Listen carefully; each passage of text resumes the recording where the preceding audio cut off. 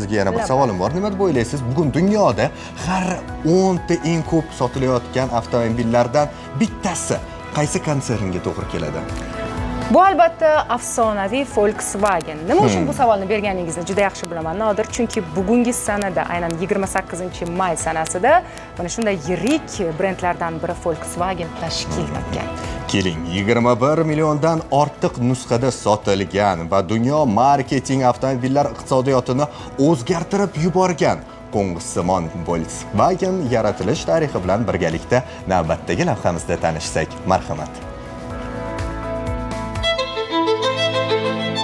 Keling, o'tmishga sayohat qilsak. Shunday davr borki, unda shaharlar oldingidek shovqinli emas. Bugun har bir oilada mavjud avtomobilga ega bo'lish esa oddiy insonlar uchun ushalmas orzu bo'lgan. Sababi mashina faqat boylar uchun mo'ljallangan. Gaplarim g'alati tuyulishi mumkin, biroq 1930-yillarda Yevropadagi millionlab oddiy odamlar uchun shaxsiy avtomobil sotib olish deyarli imkonsiz edi. Ammo aynan o'sha paytlarda bir g'oya paydo bo'ldi. Oddiy insonlar uchun hamyonbop avtomobil yaratish mumkinmi? Va aynan 1937-yilning 28-may kuni dastlab Germaniyada, keyinchalik butun dunyoga mashhur bo'ladigan Volkswagen kompaniyasiga asos solindi. Bugun Volkswagen dunyodagi eng yirik avtomobil ishlab chiqaruvchilardan biri. Uning avtomobillari Berlin ko'chalaridan tortib Tokio, Nyu-York va Toshkentgacha harakatlanadi. Ammo mashhur logotip ortida nihoyatda qiziqarli tarix yashiringan. Insonlarning harakatlanish madaniyatini o'zgartirgan g'oya tarixiga nazar tashlasak, Volkswagen so'zi nemis tilidan tarjima qilinganda xalq avtomobili degan ma'noni anglatadi.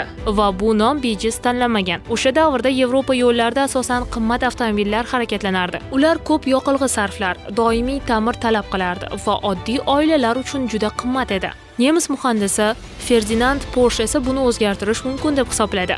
Volkswagen hali rasman tashkil topmasdan oldin ham u ixcham va arzon avtomobil ustida tajribalar olib borayotgan edi. Uning fikricha, avtomobil arzon bo'lishi, kam yoqilg'i sarflashi va eng muhimi oddiy odamlar uchun qulay bo'lishi kerak edi. 1934-yilda Porsche o'z loyihasini taqdim etdi. Avtomobil dumaloq shaklda bo'lib, dvigatel orqa qismiga joylashtirilgan. Sovutish tizimi esa suv emas, havo yordamida ishlardi. Ko'pchilik muhandislar bu g'oyaga shubha bilan qaradi. Kimdir uning dizaynini g'alati deb hisobladi, boshqalar esa bunchalik arzon mashina muvaffaqiyat qozona olmasligiga ishondi. Ammo tarix boshqacha qaror qabul qildi.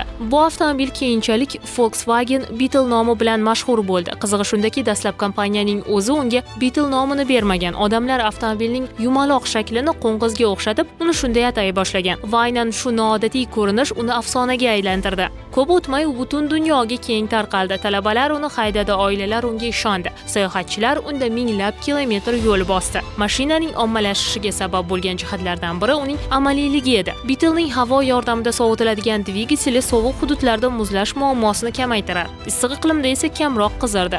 Ammo odamlar eng ko'p eslab qolgan jihat uning ovozi bo'ldi. Beetle dvigatelining o'ziga xos g'uvillashi uni darrov tanitardi. Bugun ham hattoki ko'pchilik o'sha tovushni eshitsa, bolalik yoki yoshlik xotiralari yodga tushadi.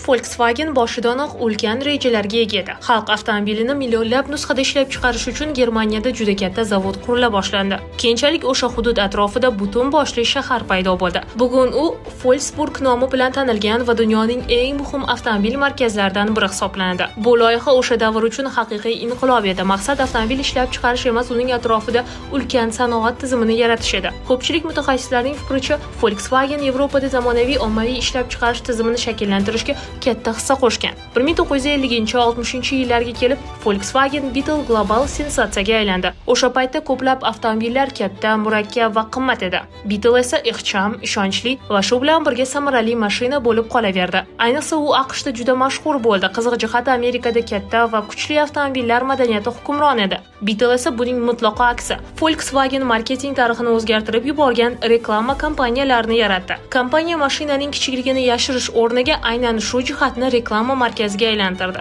Bugun ham bu reklama dunyodagi eng muvaffaqiyatli marketing kompaniyalaridan biri sifatida o'rganiladi.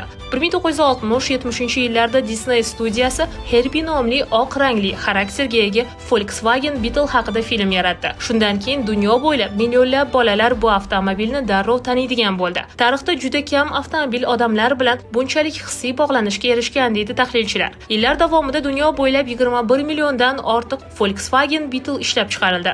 Bu uni avtomobil tarixidagi eng ko'p sotilgan modellardan biriga aylantirdi. Eng qizig'i shundaki, avtomobilning asosiy dizayni o'nlab yillar davomida deyarli o'zgarmadi. Hozir Volkswagen oddiy oilaviy avtomobillardan tortib sportkar va elektromobillargacha ishlab chiqaradigan ulkan konsern. Kompaniya tarkibida Audi, Porsche, Lamborghini, Bentley va Skoda kabi mashhur brendlar kiradi. Ammo shuncha zamonaviy texnologiyalarga qaramay, Volkswagen deyilganda ko'pchilikning ko'z oldiga hanuz o'sha mitti yumaloq avtomobil keladi. Shuncha ma'lumotni aytdik, ammo oladigan xulosa shuki, ba'zan eng katta inqilob juda oddiy fikrdan boshlanadi. Balki shuning uchun ham 1937-yil 28-may kuni boshlangan bu tarix bugun ham ahamiyatini yo'qotmagandir. Balki shuning uchun ham Volkswagen millionlab insonlarga harakat erkinligini hadya etib kelmoqda.